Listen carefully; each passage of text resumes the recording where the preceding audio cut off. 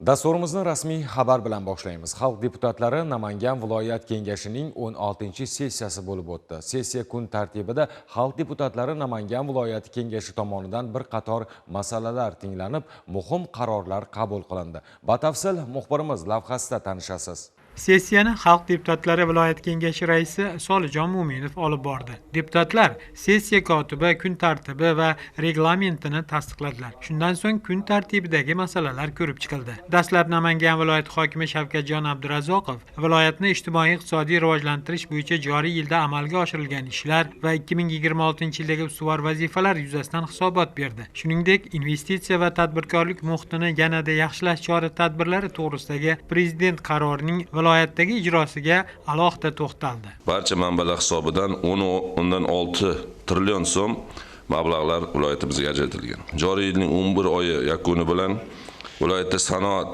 109.1%ga, qurilish 113.3%, xizmat ko'rsatish 115.1%ni tashkil etdi.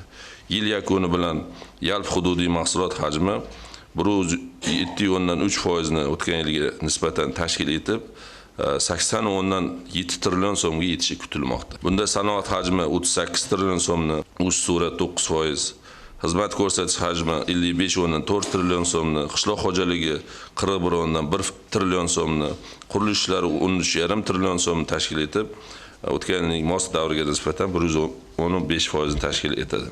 Byudjet daromadlari 4.2 trillion so'mga bajarish belgilangan bo'lsa, o'tgan davr mobaynida 3.9 trillion mablag'lar jalb qilinib, qo'shimcha 257 milliard so'm undirildi. Natijada tushumlar o'tgan yilning mos davriga nisbatan 866 milliard so'mga ko'paydi. Bu joriy yilning 17-18 sentyabr kunlari kambag'allikdan farovonlik sari 3-xalqaro forumi Namangan shahrida yuqori saviyada o'tkazildi. Forum xalqaro ekspertlar tomonidan yuqori baholandi. Kambag'allik darajasini 2,5% gacha tushirishni o'zimizga mana hammaning guvohligini edi, hurmatli prezidentimizga va'da berdik. Tashrif jarayonida va bu ishlar tashkil etilmoqda. Bugungi kunga amalga oshirilgan ishlar natijasida kambag'allik darajasi 3.3% ga tushdi yoki 24,5 ming oila, 103 ming aholi qoldi. Yil boshidan buyon kambag'allar soni 168 ming nafarga kamaydi. Joriy yil yakunlari bo'yicha olib borilayotgan ishlar va iqtisodiy ko'rsatkichlarning oshib borish tendensiyasi kuzatilgan. Bundan tashqari, 2026-yildagi ustuvor vazifalar dasturida 110 ta maqsad ko'zda tutilgan bo'lib, 5 ta yo'nalishda olib borilayotgan o'zgarishlar haqida ma'lumotlar berildi. Sessiya kun tartibiga qo'yilgan masalalar atroflicha ko'rib chiqildi. Ayniqsa viloyat hokimini 2025-yilda ijtimoiy-iqtisodiy rivojlantirish bo'yicha amalga oshirilgan ishlarini sarhisobi eshitildi hamda 2026-yilga rejalashtirilgan 110 ta punktdan iborat bo'lgan ijtimoiy-iqtisodiy rivojlantirish bo'yicha amalga oshiriladigan dasturi o'rganildi.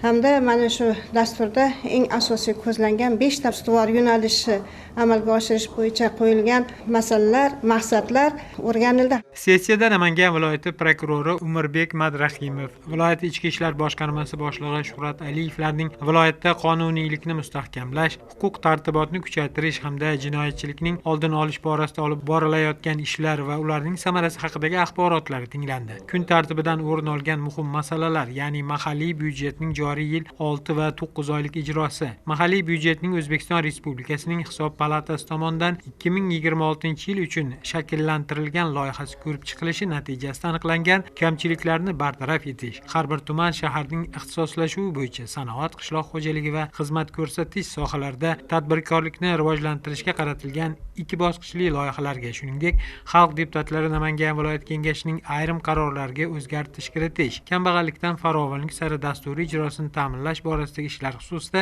viloyat iqtisodiyot va moliya boshqarmasi boshlig'ining o'rinbosari Zafarjon Mo'minovning axborotlari tinglandi.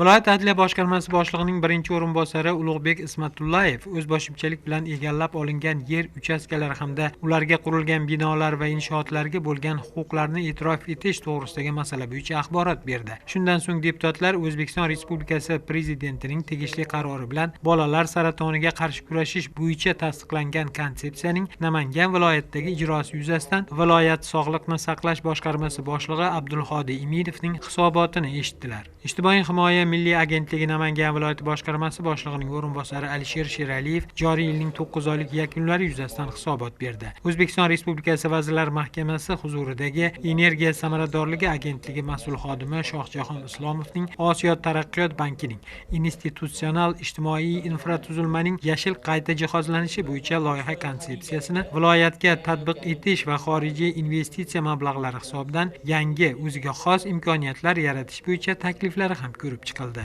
Bugungi kunda sessiyaga kiritilayotgan masalalar doimiy komissiyalarning hamda deputatlik guruhlar tomonidan obdan o'rganilib, kerakli taklif va xulosalar bergandan keyin sessiyaga olib kirilyapti. Buni natijasida deputatlarning vaqti tejalyapti, masalalar pishiq va puxta ko'rilyapti. Deputatlar sessiyada ko'rib chiqilgan masalalar yuzasidan qabul qilingan qarorlarni tasdiqladilar. Shuning bilan Xalq deputatlari Namangan viloyati kengashining 16-sessiyasi o'z ishini yakunladi.